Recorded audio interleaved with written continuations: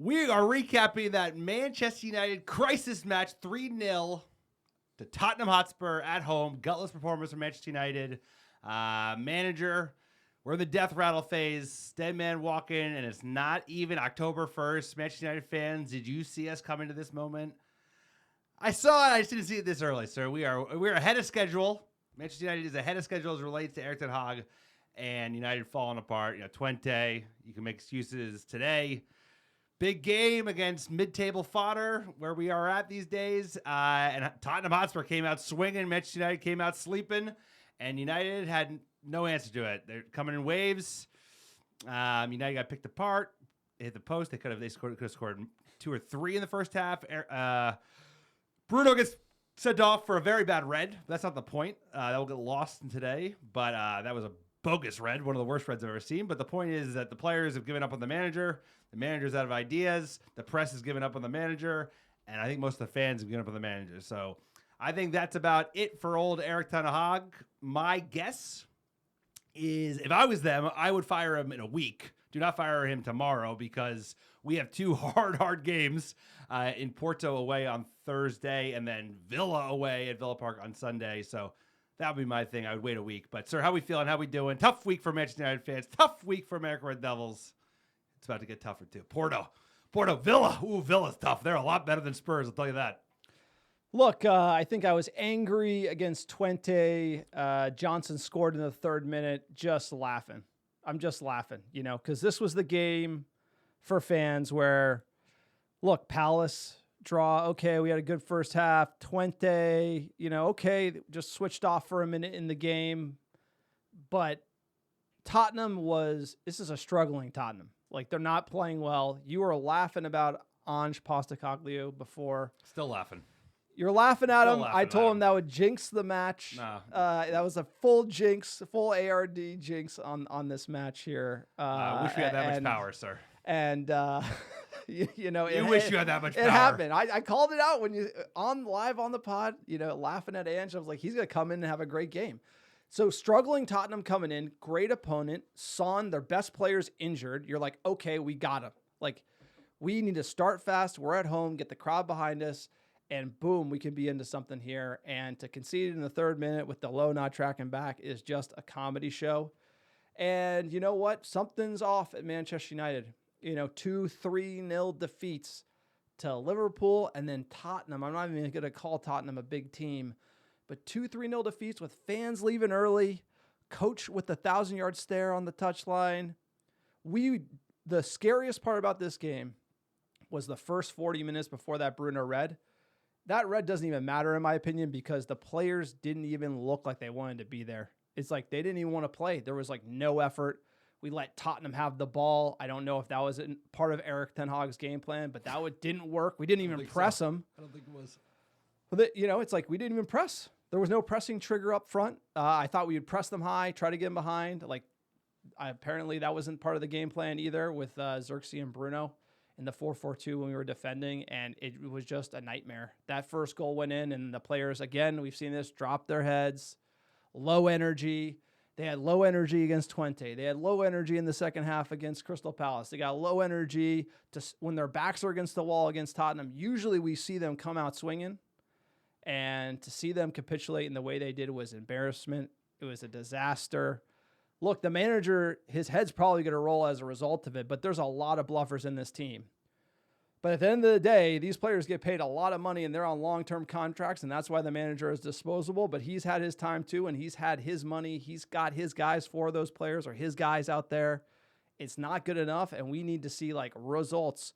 And the slope just got steeper because now you got to do it against Porto. We need a win away against Porto. We need a win away against Villa.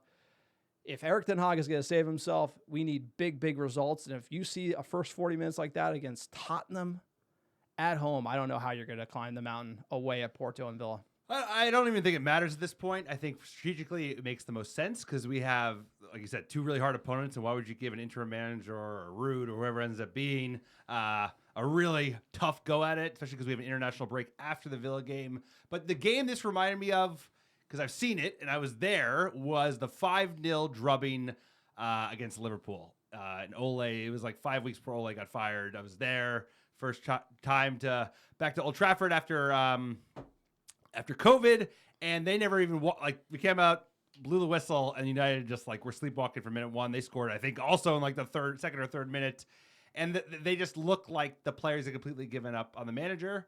The manager's out of ideas, and today felt like that. Like the first half, it was all one-sided.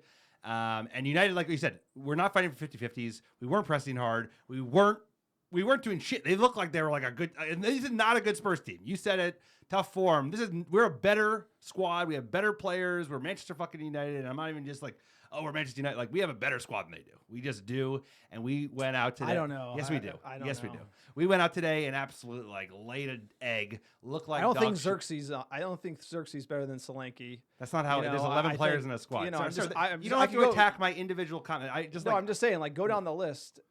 I'm just rebutting it because I think that's part of the issue is that our squad's not that good. I don't agree with you because that's an excuse for Erik ten Hag. That's like an Erik ten Hag excuse. It's we spent enough money. The squad. I'm sorry, I don't agree with you. It is better than Spurs. It should give them a fight. It should be able to play the way that we should play at home and go toe to toe with them. It shouldn't be a capitulate. And it's one thing to lose to Liverpool for a team that just left Klopp, but it's this Spurs team, like you said, it's they're struggling. Son's injured. Solanke just joined. This team is we made them look like worldies, but we would have made shit. Think about the teams we made look like worldies last year. So I think this is about United.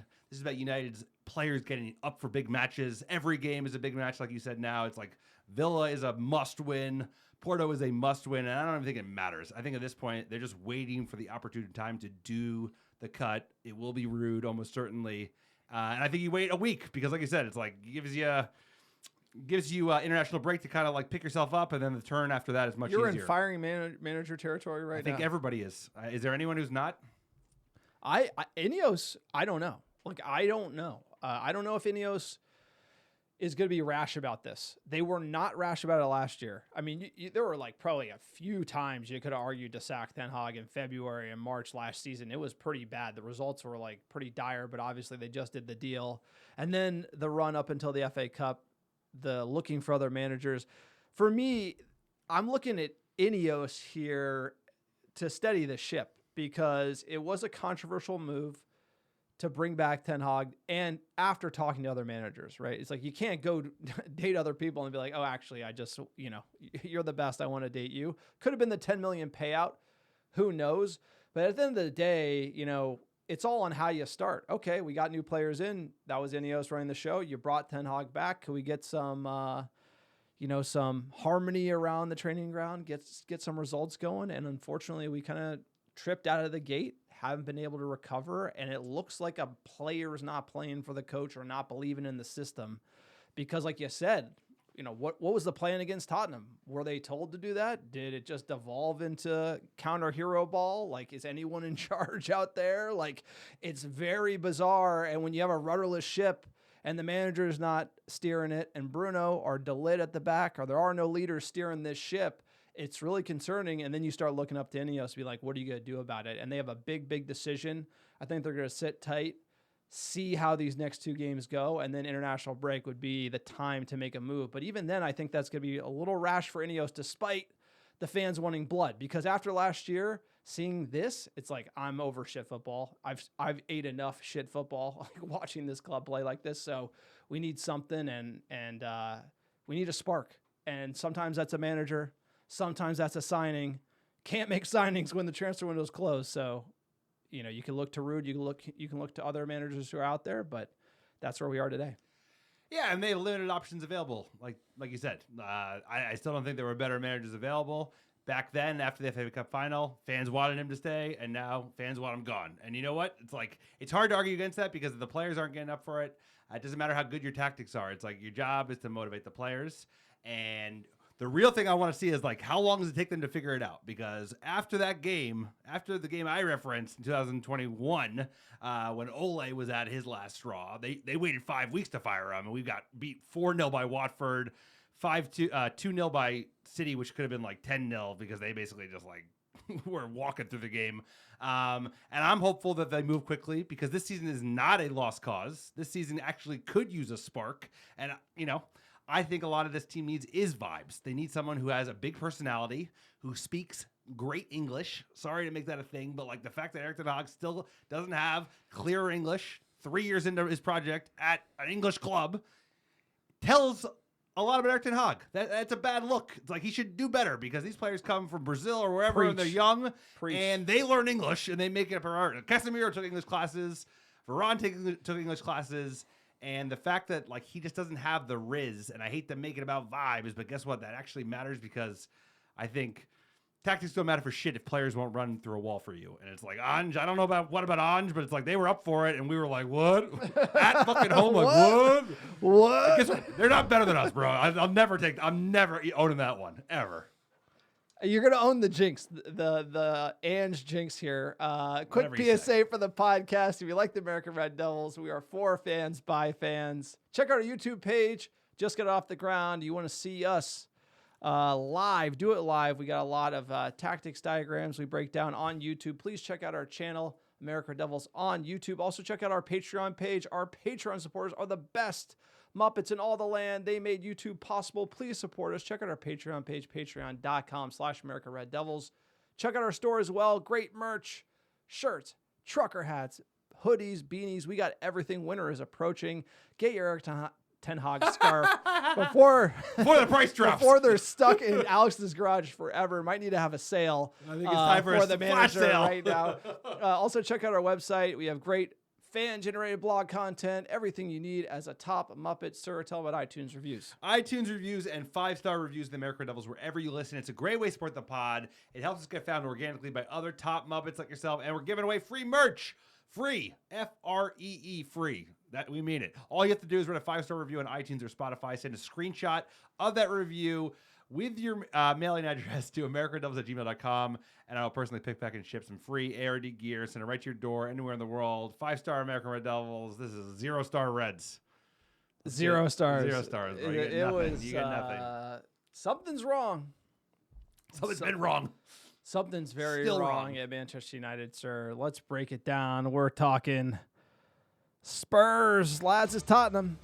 Ange Postecoglou coming to town. He ain't no good. Alex doesn't like being called a jinx. I know that. He's still not good. I still don't think. I don't think they have the master. I think we just like. This is on United. Sir, you know me. I'm a button presser. We lost 3-0, sir. Why is that a special scoreline?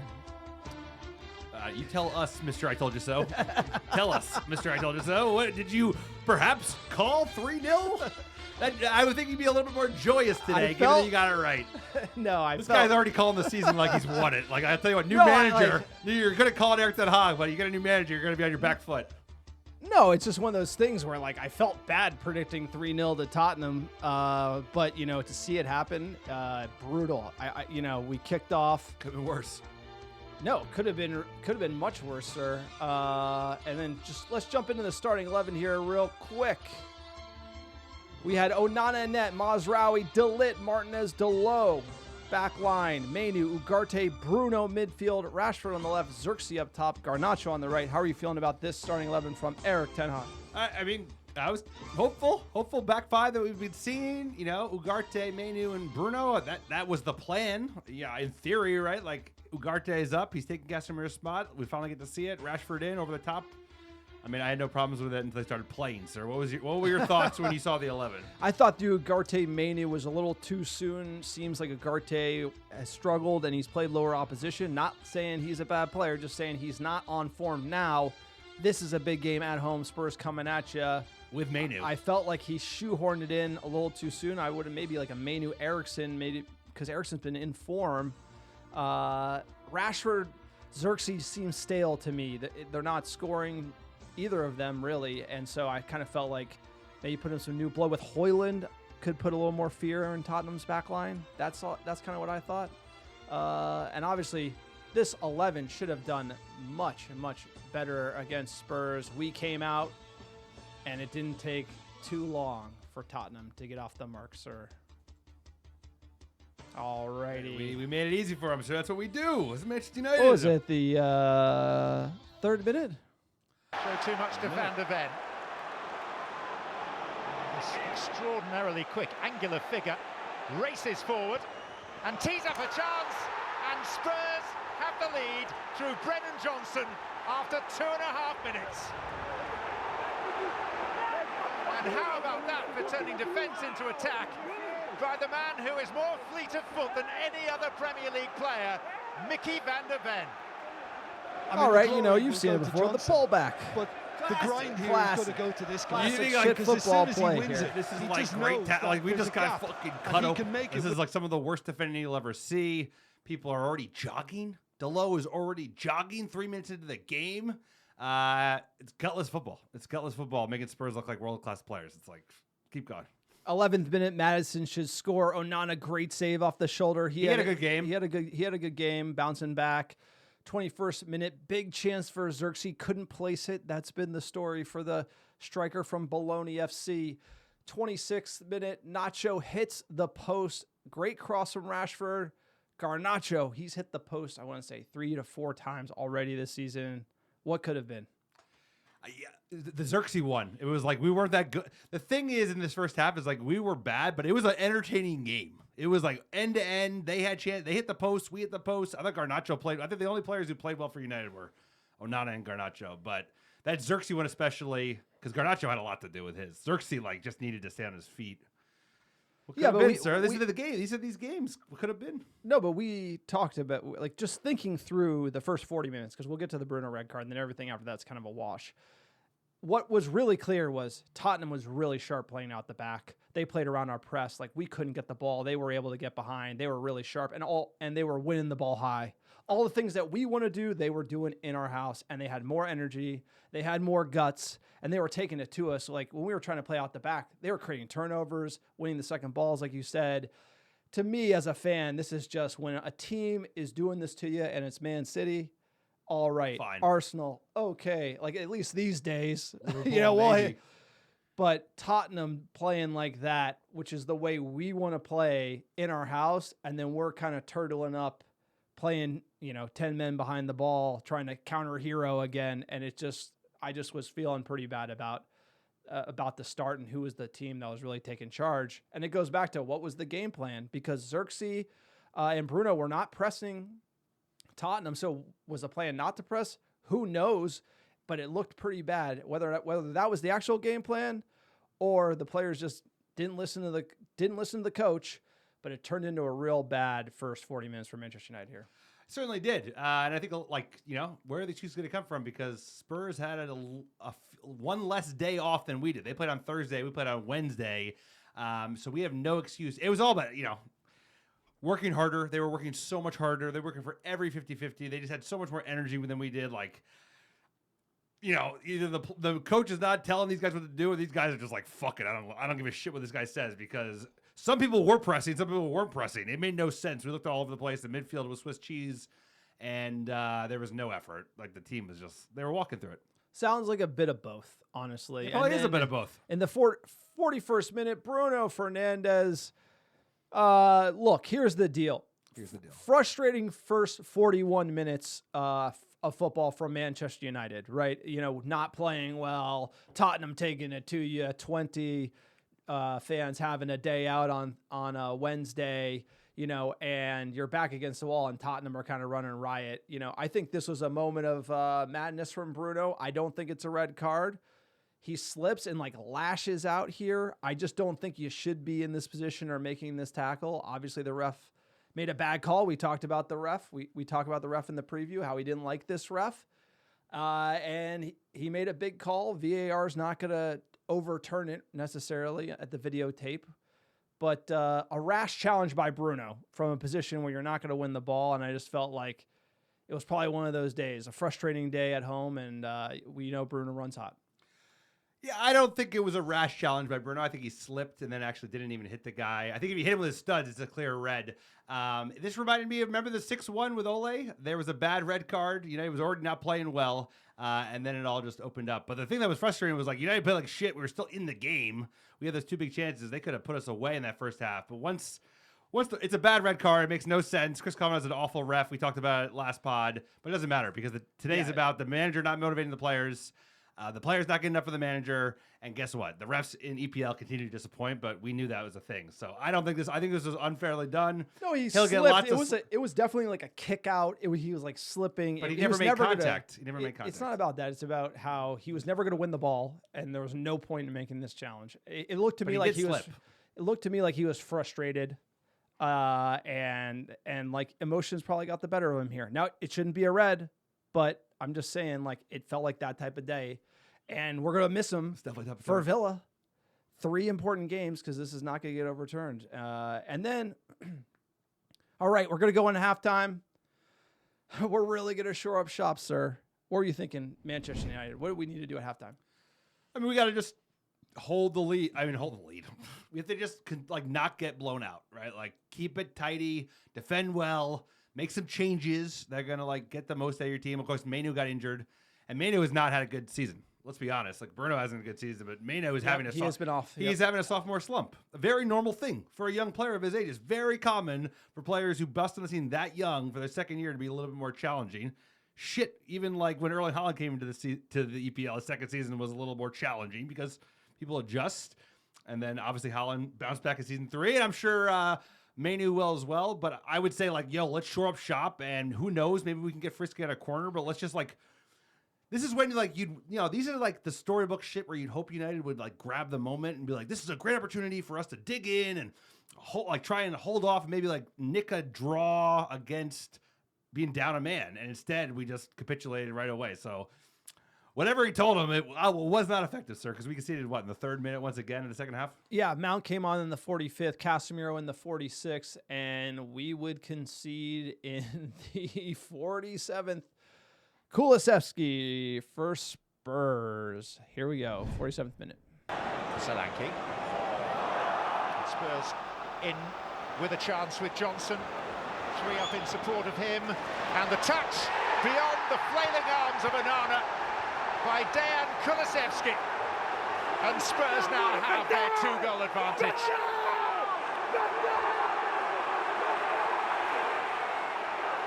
All right. I just thought Spurs as soon as on point at Old Trafford, sir. Brutal. This was kind of the dagger to the heart. Terrible defending from Martinez. He does an all or nothing challenge. The 50-yard line gets fucking cooked, and then we're caught out of behind the numbers, and they took advantage of it. So that's bad defending 101. So I don't know what happened to Martinez, but that's a moment of madness. Not his best season to date No, either. No, everyone's having a Eriksen, 73rd minute. Hoyland comes on the 73rd, and then Spurs would get their 3rd. Solanke, the EPL proven goal scorer, 77th minute. Bergfeld to take. And that was Sarr, and it's touched in by Dominic Solanke, who scores here for the 2nd season in a row. Last year he did it for Bournemouth. They won 3-0. And Tottenham may be about to repeat that scoreline. So now just watching the highlights back, having to see Solanke have a day. Let's land this plane. Have too many teams having fun at Old Trafford. I think that's the issue I have. Ahmad would come on in the 83rd. We only conceded 3. Could have been worse. There was a bunch of shout out Onana, and Werner's terrible. Werner is there's a reason he's available. Okay. There's a reason he went to Spurs. Yeah, he is atrociously bad. Probably could have had a brace. We get out 3-0, but the red card, that should be the headline, but it's not. It's the player showed up, and this felt like Sevilla away, right? We've seen this before under this manager. We went away to Sevilla. We laid an egg. We've laid an egg here, back against the wall, need something. And I kind of feel like you only have so many of these rabbit out of a hat moments like we saw last year. And, let's see. Porto away, Villa. It's over, bro. It's over, dude. It has that feeling. Fans have we have no goodwill built up. It's the FA Cup goodwill is gone. So it's United fans are already frustrated. Most fans wanted him fired before the FA Cup. He wins the FA Cup, in an upset, and then most fans change their mind.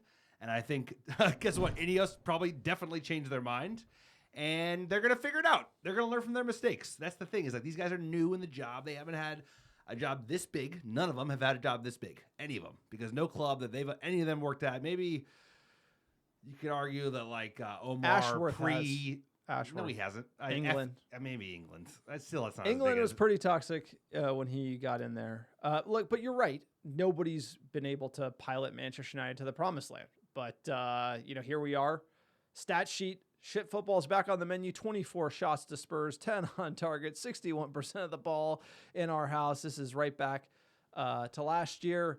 Stats, XG 4.39 to our 0.62. The real indictment would be we created nothing before the red card. It was all Spurs going the other way, which of course is horrible to see as a United fan because, lads, it's Tottenham. They should not be doing this to us. If there was ever a benchmark, you'd be like, you're getting embarrassed when they're embarrassing you. You're not having a good time. Let's check in with the manager. What he had to say. Erik Ten Hag. I was saying a similar thing 4 weeks ago when you lost to Liverpool. Do you worry that the owners may have a different view, that they may feel the only way that this situation can improve, that the team can get better, is a different manager in charge? No, I'm not thinking about this. I think we all made in togetherness this decision to stay together as an ownership, as a leadership group in the summer. And also we made the decision also from a clear review and what we have to improve as an organization. And how we want to construct the squad. And they're all decision making in togetherness, but we knew that it would take some time because how the window went, some players late in, like now Ugarte, we have to integrate him now. Also, we had to make some improvement in organization. We still have to do with some injuries, also from impact players, and I think we will get better there. And we need some time, and we all there on one page, on one boat together. The ownership, the leadership group, the staff, and the players group as well. So no. All right, they're all on the boat. Hurricane warning coming. Sir, what do you make? What do you got to say, manager? Hey, been real. I appreciate the 2 cups, but you're gonna have a great time back at Ajax because that's where he's gonna go. Because Ajax is in free fall, and he'll do great there, and no hard feelings. Like on to the next one. Like I'm not emotionally attached to any manager. I just want us to do well, and he's gonna go, and that's it, and that's that. I've seen this before. It's like, how long does it take any of us to figure it out? Is it 5 days or 5 weeks? 5 months, but it's gonna happen. So it's like, let's just figure it out. I think you do it because this ain't gonna get figured out unless you have some kind of catalyst event. I'm not saying Ruud's gonna be the answer, but like I said, it can't be worse. He's gonna yell at them. He's gonna yell at them in a language, in like an English version that's easier for them to understand because this ain't working. So we could write a playbook here at the American Red Devils. It's what leads up to a manager getting the sack ultimately.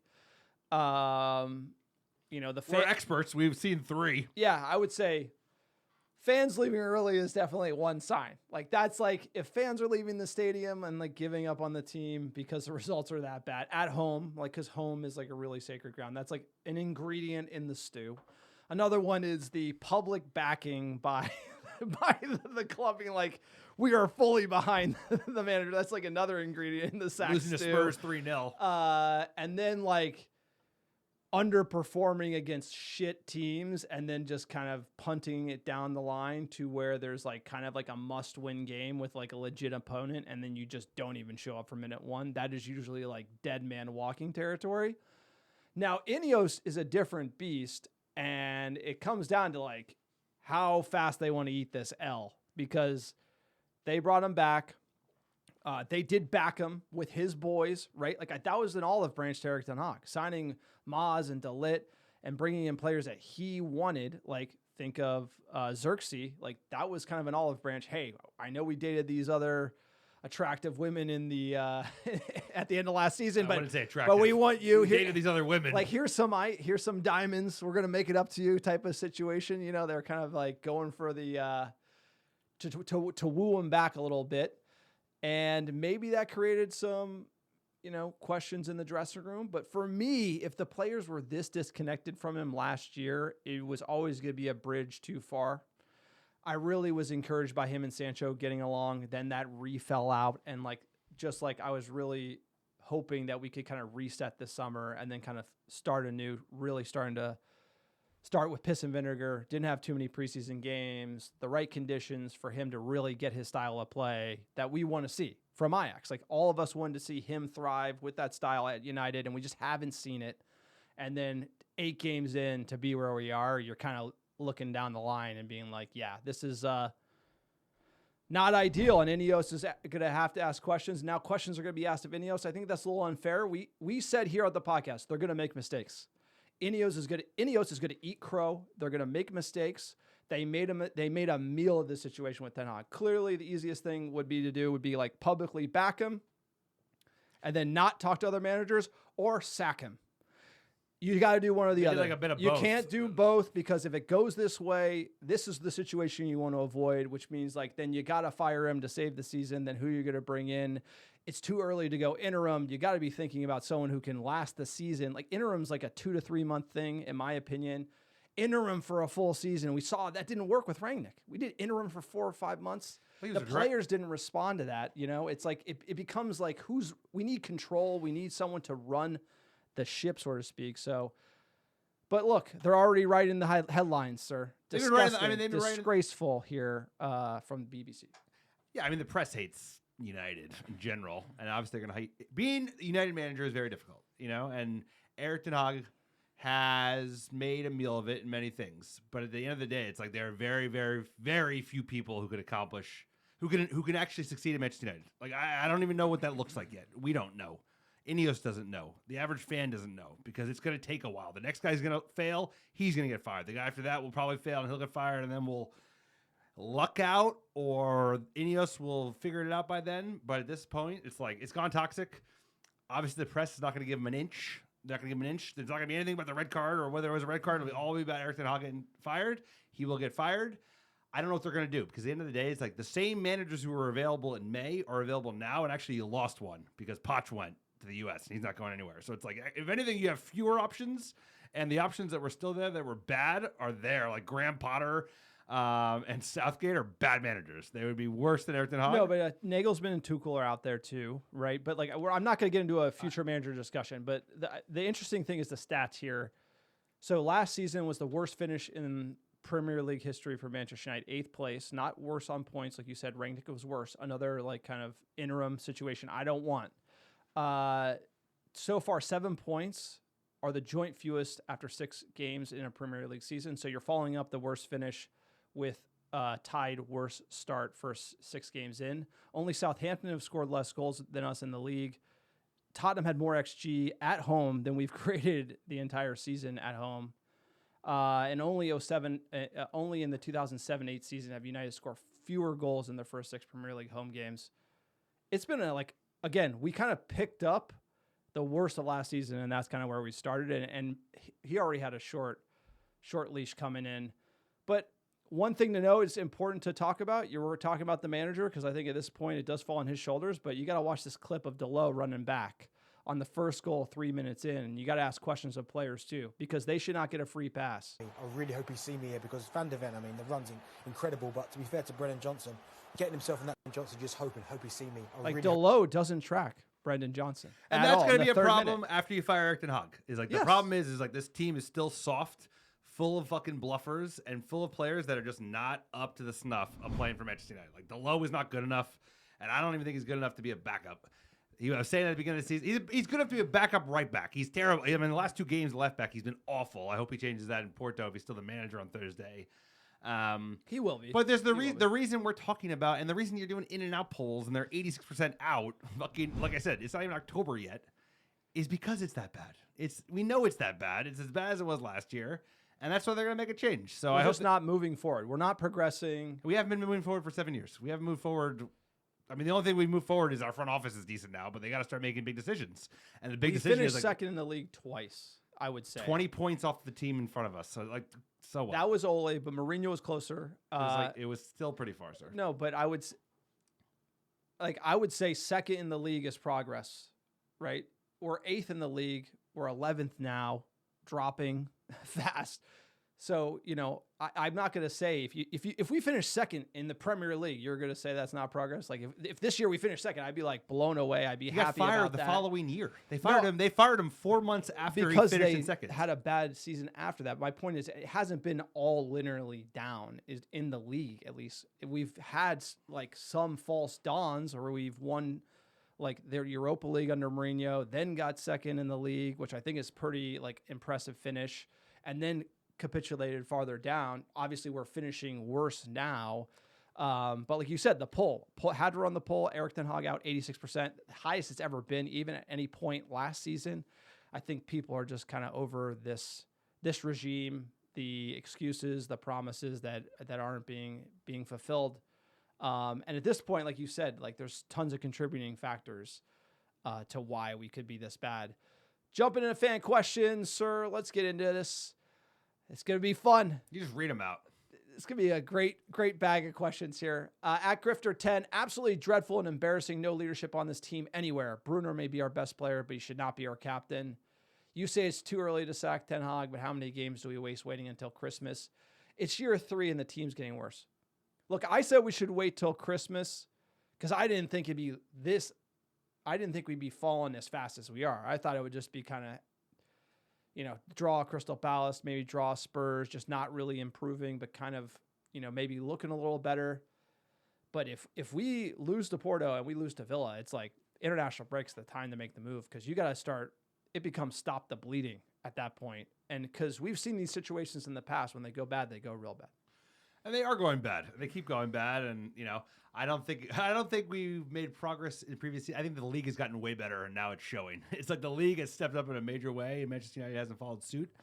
I think you make the change because the players are just not motivated by this manager. It's like, I wanted to say till Christmas and be objective. I don't like talking about firing we talked all last year about firing a manager, and here we are. It's not even October yet, and we're already talking about firing a manager. And guess what? It's probably the right call.